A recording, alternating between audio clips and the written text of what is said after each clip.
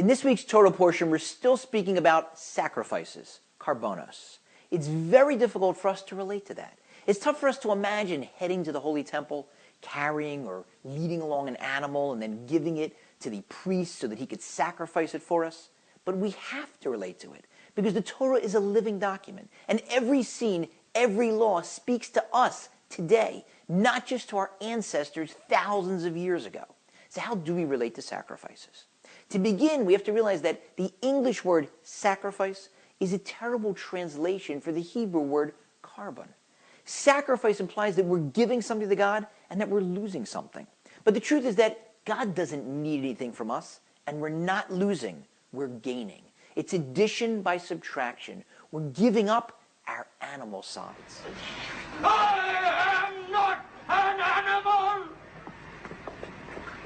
I am a human being! We're sanctifying our desires by reminding ourselves not to indulge our animal instincts. And by doing that, we come closer to God.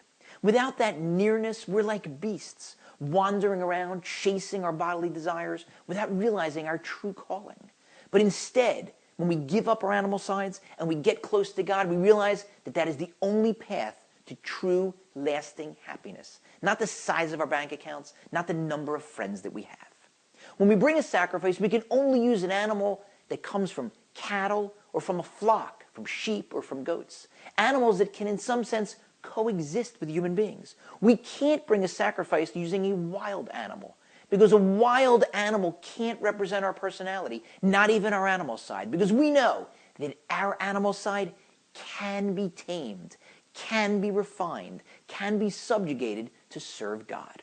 We also can't bring an animal that's ever been involved in bestiality or idolatry or murder, because adultery and idolatry and murder are three cardinal human sins. When we bring a sacrifice, we are sanctifying and repairing our relationships with God and with our fellow man. So we can't use an animal that has that particular type of checkered past as a sacrifice.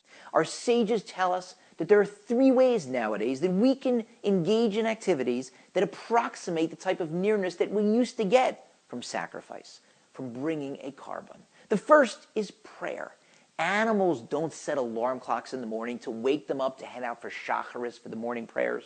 They don't take a break in the middle of their workday to go to a mincha minyan, the afternoon service. And they certainly don't go out at night looking for 9 other men to form a marav minyan, the evening prayer.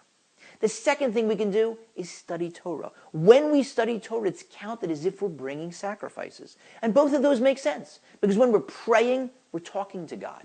And when we're studying Torah, He's speaking to us. Both of those activities bring us closer to God. They give us that nearness to Him.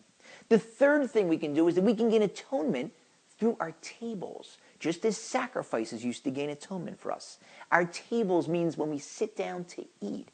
When we sit down and we remember to eat like humans, not like animals. Not eating whatever we want, whenever we want to eat it, but making sure it's a kosher animal, slaughtered properly, prepared properly, in a kosher oven, separating meat and milk, and not eating to the full extent of our desires, not eating like animals.